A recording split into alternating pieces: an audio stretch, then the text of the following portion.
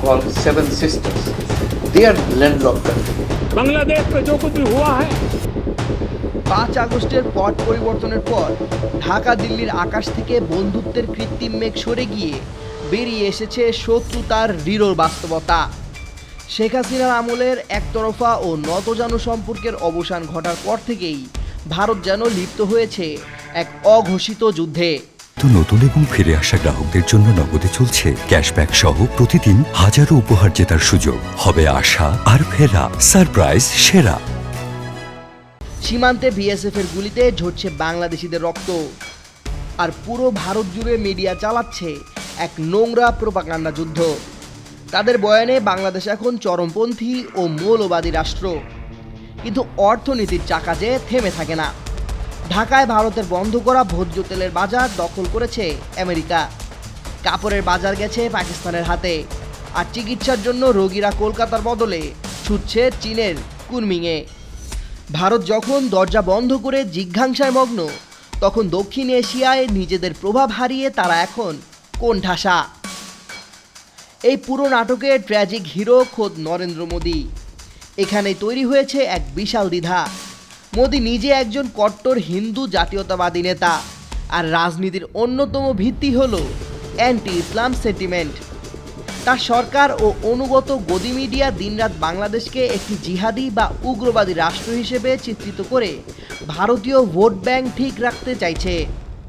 অথচ ভূ রাজনীতির নির্মম বাস্তবতা আজ মোদীকে বাধ্য করছে সেই মৌলবাদী তকমা দেওয়া বাংলাদেশের দিকেই বন্ধুত্বের হাত বাড়াতে। এটি মোদীর জন্য এক চরম অস্বস্তিকর চ্যালেঞ্জ। একদিকে তার উগ্র হিন্দুত্ববাদী সমর্থক গোষ্ঠী যারা বাংলাদেশকে শত্রু মনে করে, অন্যদিকে অজিত দোভালের মতো নিরাপত্তা উপদেষ্টারা যারা বুঝছেন বাংলাদেশকে হাতছাড়া করা মানে চীনের হাতে পুরো অঞ্চল তুলে দেওয়া। মধ্যস্থতাকারী নির্ভর ভুল নীতি যে বুমেরাং হয়েছে তা দিল্লি বিলম্ব হলেও বুঝতে পেরেছে। তাই তো চোখ লক্ষুর আড়ালে অজিত দোভাল ও ডক্টর খলিলুর রহমানের বৈঠক এবং মোদির নাটকীয় নীতি পরিবর্তনের ইঙ্গিত।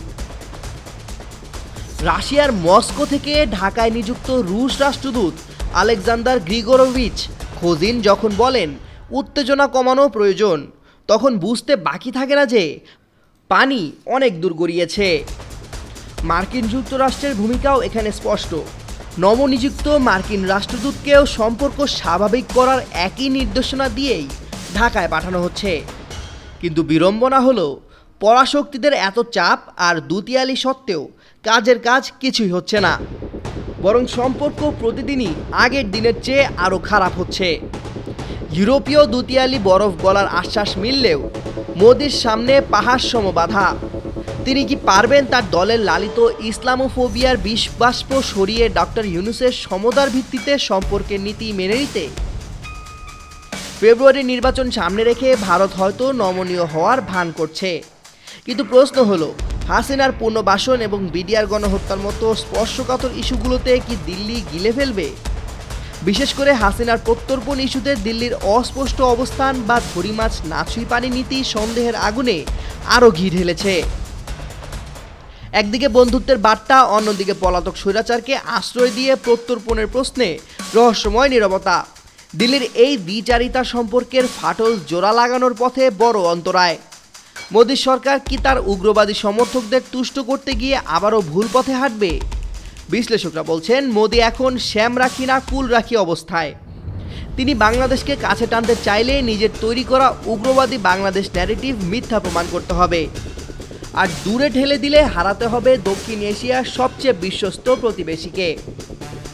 সম্পর্ক স্বাভাবিক হওয়ার চাবিকাঠি এখন আর শুধু কূটনীতির টেবিলে না, তা আটকে আছে মোদির রাজনৈতিক অস্তিত্বে, হিন্দুত্ববাদী ইগোর লড়াইয়ে এবং হাসিনাকে ঘিরে দিল্লির রহস্যময় মৌনতায়। Desk report, 21 television.